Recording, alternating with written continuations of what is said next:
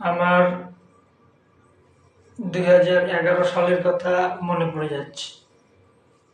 তখন ক্ষমতা পরিবর্তন হলো, বামফ্রন্ট গেল, তৃণমূল আসলো। তখন অনেক ব্যঙ্গ বিদ্রূপের সম্মুখীন হয়েছিলাম, অনেক অপমানের সম্মুখীন হয়েছিলাম,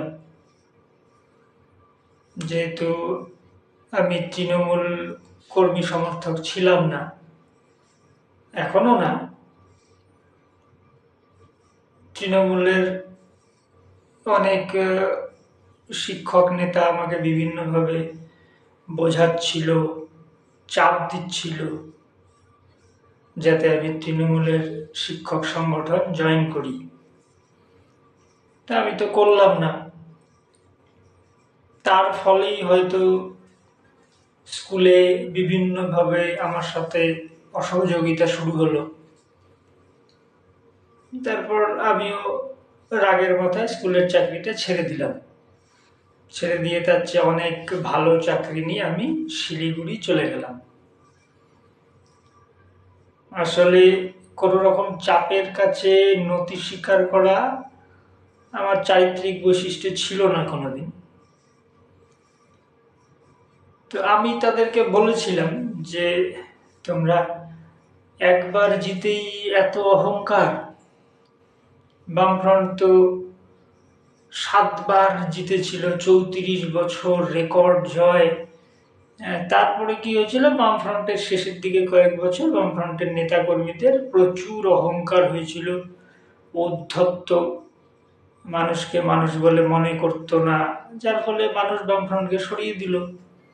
তো তোমরা একবার জিতেই এত অহংকার। তারা তখন ব্যাংকের সাথে বলেছিল 34 বছর তো কোনো ব্যাপারই না, আমরা তো কমপক্ষে 50 বছর থাকবো, 100 বছরও থাকতে পারি। আমি তাদের বলেছিলাম সময়ের চাকা খুব কঠিন জিনিস, ঘুরতেই থাকে, কখন যে ঘুরে কোন দিকে যায় বোঝা বড় মুশকিল। তো সময়ের চাকা যে এত তাড়াতাড়ি ঘুরে যাবে এটা আমার কল্পনার বাইরে ছিল মাত্র 15 বছরে। হ্যাঁ, পরিবর্তন দরকার একটা ছিল, এটা বেশিরভাগ মানুষই টের পাচ্ছিল, যেহেতু লাগাম ছাড়া চুরি, দুর্নীতি, স্বজন পোষণ, গুন্ডামি এসব হচ্ছিল। তবে এটাও ঠিক, চুরি, দুর্নীতি, স্বজন পোষণ, গুন্ডামি সব সরকারের আমলেই হয়, সব সরকারের আমলেই হয়, কম বেশি ভারতবর্ষে। তো তৃণমূলের আমলে সেটা একটু বেশি হচ্ছিল, যার ফলে মানুষ যে এতটা বিরক্ত হয়েছিল এটা আমার তো কল্পনায় ছিল না, যে মমতা ব্যানার্জি পর্যন্ত তার নিজের এলাকায় হেরে যাচ্ছে, সব বড় বড় নেতা মন্ত্রী হেরে যাচ্ছে। তো এটা একটা, তো ভোটের পরবর্তী সময় আমাকে যতজনই জিজ্ঞাসা করেছে যে ভোটের ফল কি হবে মনে হয়, আমি সবাইকেই বলেছি মনে তো হচ্ছে তৃণমূলই ভালোভাবে বেরিয়ে যাবে। মানে আমার কিছু কারণে মনে হচ্ছিল। তো তখনও বুঝতে পারিনি যে মানুষের এত বিরক্তি। তবে এটাও ঠিক যে তৃণমূলের সবার থেকে কিন্তু খারাপ ব্যবহার আমি পাইনি। মানে 15 বছরে তৃণমূলের অনেক কর্মী সমর্থকের থেকে আমি ভালো ব্যবহার পেয়েছি, ভালোবাসা পেয়েছি, সম্মান পেয়েছি, রাস্তাঘাটে দেখা হয়েছে। তারা চাইলেই আমার সাথে ভালো ব্যবহার নাই করতে পারতো, বলতেই পারতো ধুর শালা, একে পাত্তা দেবো কেন, এ তো তৃণমূল করে না, আমরা ক্ষমতায়। তো তারা সেটা করেনি, এটা আমি মাথায় রাখি সবসময়।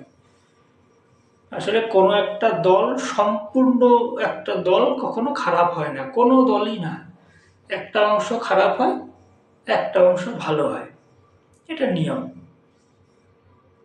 আর এই কারণে কোনো একটা সম্পূর্ণ দলকে গালাগালি দেওয়াটাও আমার ঠিক মনে হয় না, যেহেতু প্রতিটা দলের মধ্যে এমন কিছু মানুষ থাকে যারা জান প্রাণ দিয়ে দলটাকে ভালোবাসে।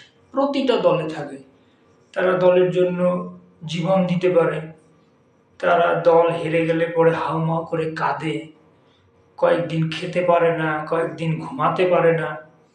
এরকম আমি দেখেছি অনেককে, সব দলে থাকে। তো যার ফলে একটা সম্পূর্ণ দলকে গালাগালি দেওয়াটা মনে হয় ঠিক না, আমার মনে হয় আর কি ঠিক না। সে বাকিদের মনে নাও হতে পারে, আমি কি করব। এখন মজাদার বিষয় হচ্ছে দল বদল।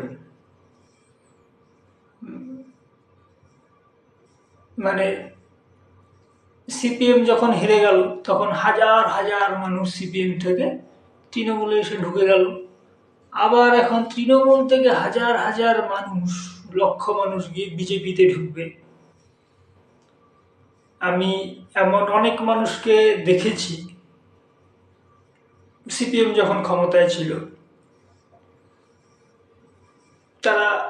তাদের মধ্যে অনেকেই বলতো আমার মৃত্যুর পরে আমার শরীরটা যেন লাল পতাকায় ঢেকে দেওয়া হয়।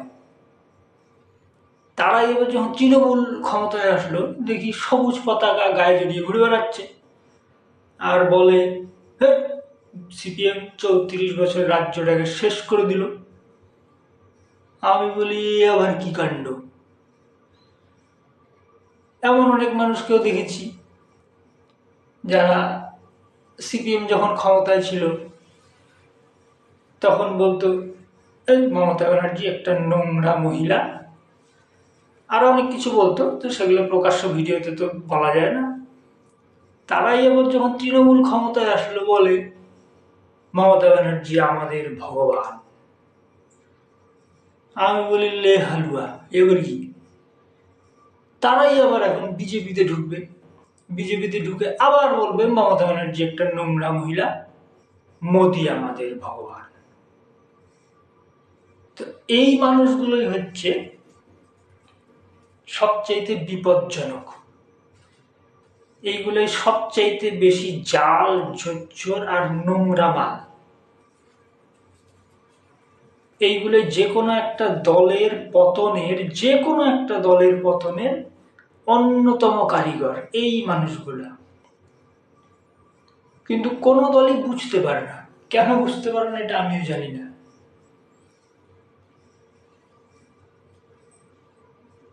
যেমন অনেক যারা তৃণমূলের মার্কা মারা একদম, তাদের তো আমি চিনি, আমিও দেখার অপেক্ষায় থাকবো তাদের মধ্যে কোনটা কোনটা বিজেপির মিটিং মিছিলে যায়, দেখতে মজা লাগবে। আসলে আমি বলি কি, যেই দল করবি ভালোবেসে কর, তাহলে দেখবি সেই দল হারলো না জিতলো তার খুব একটা প্রভাব তোর উপরে পড়বে না। সব সময় খালি চুরির ধান্দা।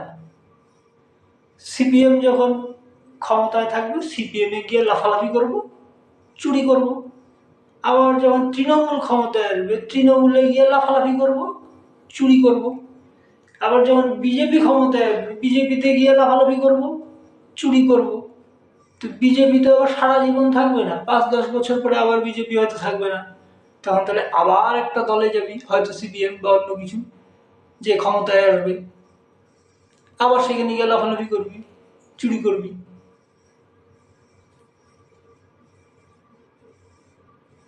মানে আমি বুঝে পাই না, তোদের কোনো ক্লান্তি লাগে না? লজ্জা তো লাগেই না। মানে এত চুরি করতে করতে, দল বদল করতে করতে ক্লান্ত লাগে না?